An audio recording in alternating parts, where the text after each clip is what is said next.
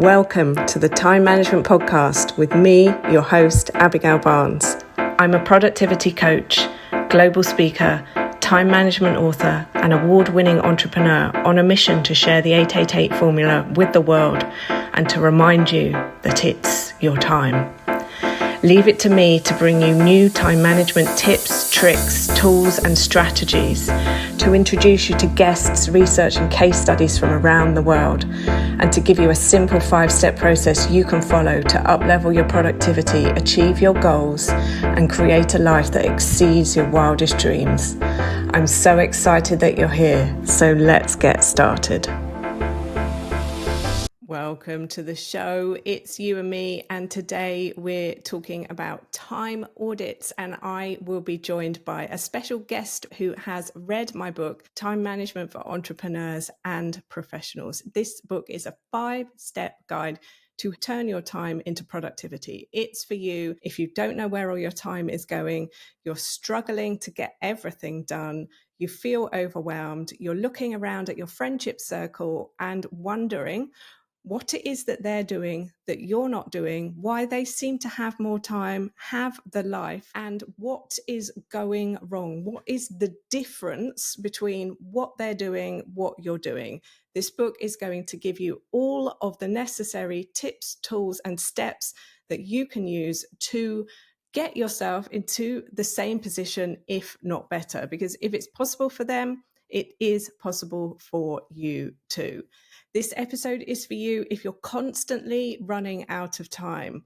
It's also for you if you're juggling deadlines, responsibilities, and a never-ending to-do list. And it's definitely for you if you're ready for things to be different. You're open to trying something new. You know that it's your time, and there has never been a better time for you to get started, to try something and see what happens. Let this episode be the possibility, the potentiality, and the proof that when you track your time for 7 days, you will start to see where it's going. You will understand what's stealing it. You will get clarity about how your social media habits are impacting the time that you have. You will see what's influencing your mindset on a daily basis, and you will identify changes that you can make immediately. Without further ado, let's dive into that episode, and I'll see you on the other side. Hi Dee, great to meet you. I'm so excited to hear what happened from doing your 7-day time audit. What was the biggest thing that you discovered from tracking your time for 7 days? The biggest thing would be I found certain things that I was doing at a certain time affected the next day. To dive into that is when I put on my busy badge and thought I was burning the midnight oil in a good way and just moving the business forward. It truly affected the next day and how I showed up that day and just the rest of the meetings of that day. And yeah, it was pretty eye-opening, learning not only when to do certain items, but what time I do certain items, and just the time tracker itself just showed it up in front of me, like with data. So to be even more specific, we can go into tacticals here. I was doing certain things on Tuesday nights that just bled over to Wednesday morning, and Wednesdays I have a lot of calls, and during those calls I just didn't show up the way I should be because I thought I was moving the business forward at Tuesday night and just working late into the night, when actually looking at the time tracker and where I could fit that late night burning the oil, doing the work, it should be moved to Friday night, where on the weekends, Saturday and Sunday, I don't have much planned out or time blocked, where I could just sleep in and just wake up and do my morning routine whenever I get to it during the weekends. I think the most eye-opening thing, the most major thing that I found was not only how much time I spend on something, but when I do something was a pretty good eye-opening experience. It sounds to me like certain days of the week, certain activities would be better done on other days of the week, and that's what you discovered as your biggest aha from tracking your time for 7 days. Tell us about something else you discovered that you weren't expecting. How important my morning routine is. Yeah, especially just like how I start the day truly did affect how the rest of the day just went. And having that sacred time for myself, I know some people, gurus out there, like, you don't need a morning routine. You should just start straight work right away. But for me personally, like, this is my life. This is how I approach the day. And I actually truly need a morning routine. For me, having that as a non-negotiable at a certain time and actually being prepared to do that every morning and setting myself up for success for the day. That's something that I need. You mentioned to me earlier that you have 6 non-negotiables. What are they? 6 non-negotiables. There used to be only 4, but I added 2 more. Read the Bible daily, move the body daily, 1 chapter or 1 lesson. So for me, that could be listening to a podcast or learning something that I normally wouldn't learn. So that's where I put that into.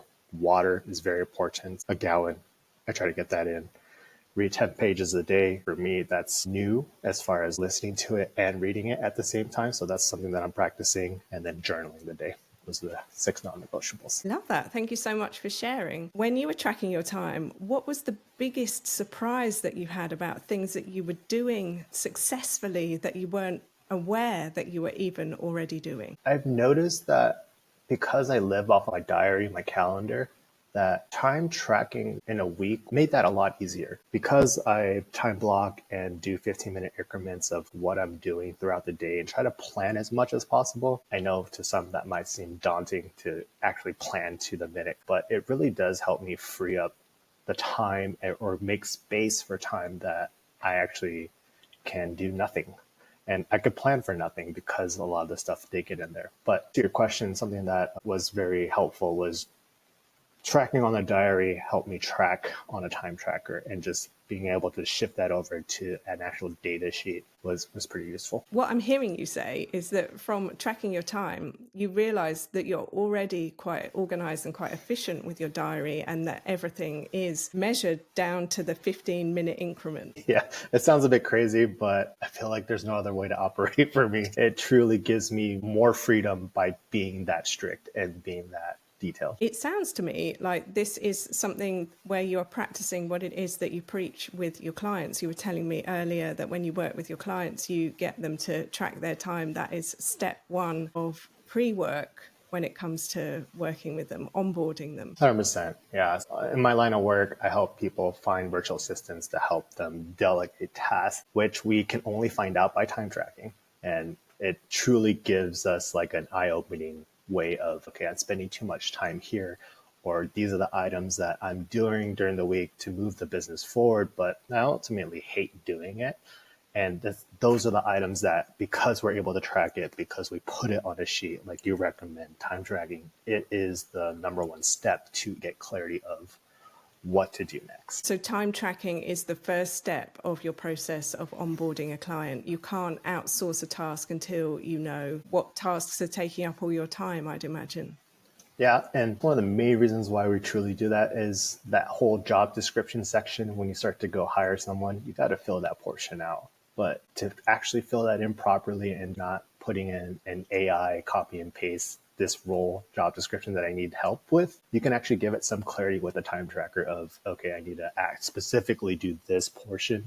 I need to offload that to someone, and that's going to be part of the requirements that I'm going to be looking for in the next hire. When it comes to time tracking, who would you say should audit their time? When it comes to time tracking, everyone should track their time, regardless of you being a solopreneur, an entrepreneur, or even working in your 9-to-5 job. And I read this in your book, like there's so much time out there that we don't realize we have until we actually do a time tracking sheet like you recommend. I think the most eye-opening thing that you helped me see was just the weekend alone is 36 hours that we have to utilize however we want to, but we don't treat it the same way as we do during that, for sure, was clarity of how much time we actually do have when we start to track it. What would you say to somebody who wants to do a time audit but feels like it would just take too much time, be too complicated, doesn't sound sexy or exciting? I feel like it is daunting to do. It does suck, to be honest, to do, especially the first day when you're starting to track. But honestly, it gets addicting once you start doing it. You start to realize the time that you are putting into certain items. I can speak for myself. When I do time tracking and do a time tracker sheet, it helps me realize that I can fit in a couple more items that I normally wouldn't have during the week. or during this time slot. You mentioned earlier that the clients that you're working with are outsourcing activities that they were previously doing in their business. Can you give us a case study or an example of a client who has done this and what it has meant for them, their business and their life? Most recent one where he did a time study and realized there was a lot of day-to-day tasks that he was doing to keep his community curated, making sure things were being moved forward once a person is onboarded into their business. And that was just draining a lot of his time. There was a couple items that he wanted to do in the business to make this a better community, to make his offer and his, ecosystem the best in that industry. But he couldn't do it until he found someone at like a virtual assistant to help him with the day-to-day items, to replace his hours essentially doing that work and delegating off to the virtual assistant. And that gave him the ability to start researching on a tool that it's specific on Airtable to help him with the CRM that he's always wanted to do for the past year, but just didn't have the time to focus and just build out. So working with you and outsourcing activities from the business help them to grow their business? Dan Martell is a very good inspiration for me when it comes to this. He specifically says you don't hire people to grow the business, you hire people to buy back your time. And that's something that I do embody. And case in point with the timesheet, when you do realize how important your time is and that it is a finite commodity that we can't replace or even add on, you start treating it differently.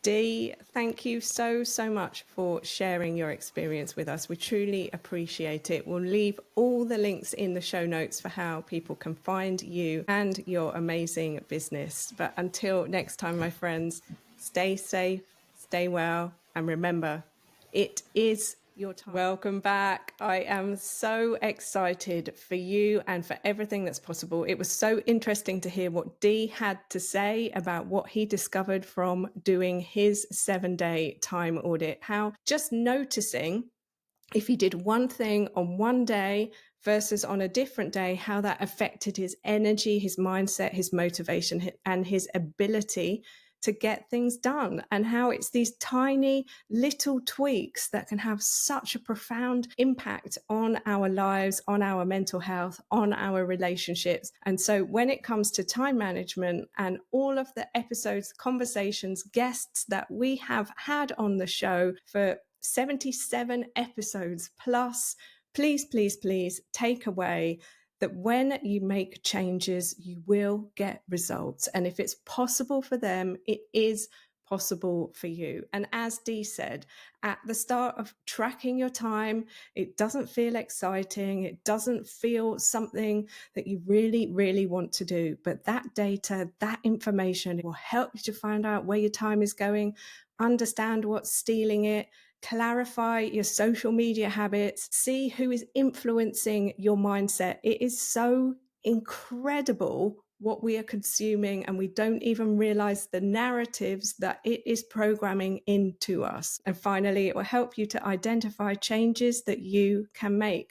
The book is an empowerment, self-development, self-coaching tool, but equally, if you would like to work with me, the links for how to do that are in the show notes as well. In the show notes is a link to buy the book, is a link to download a free chapter of the book, and is a link to get all of the tools and resources for auditing your time. Dee didn't mention it in his conversation with us today, but when I asked him off camera how he tracked his time, he said he used his calendar, which he told us he tracks everything in all the time. And then he downloaded the spreadsheet. The link is below, which is on the page on our website. He downloaded that spreadsheet and then just copy pasted over from one place to another for his 7-day time audit. My friends, this doesn't have to be complicated. It doesn't have to be expensive. It doesn't have to be impossible. It doesn't have to be another thing on your to-do list. It is your time. It is my mission to help people to live lives they love, to make the most of the time that they have on this one-way ticket. The clock is ticking for all of us. Let's make sure we max it out. All the links to everything are in the show notes, including the link to reset your success story. If you feel like your mental narrative is holding you back, the stories that you're telling yourself aren't empowering you, definitely check out that program and use the code podcast20 to get 20% discount. You can apply that at the checkout. Everything that you need is here. The only thing stopping you right here, right now, is you. It is your time. It has been so amazing to spend this episode with you, talking all about finding out what's going on with your time, with our time, with Dee's time, so that we can all start to live the lives we came here to live. We did not come here to be born, to work ourselves into the grave and then to die. We came here to have an exciting life experience, and there has never been a better time to get started, to make changes, and to live. So until next time, my friend, stay safe, stay well, and remember, it's your time. Thank you so much for tuning into today's episode. If you loved what you heard, be sure to let me know by leaving a review so I can keep the good stuff coming.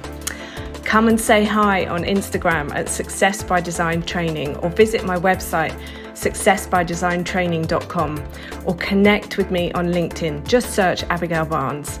Until next time, don't forget, you are amazing and it's your time.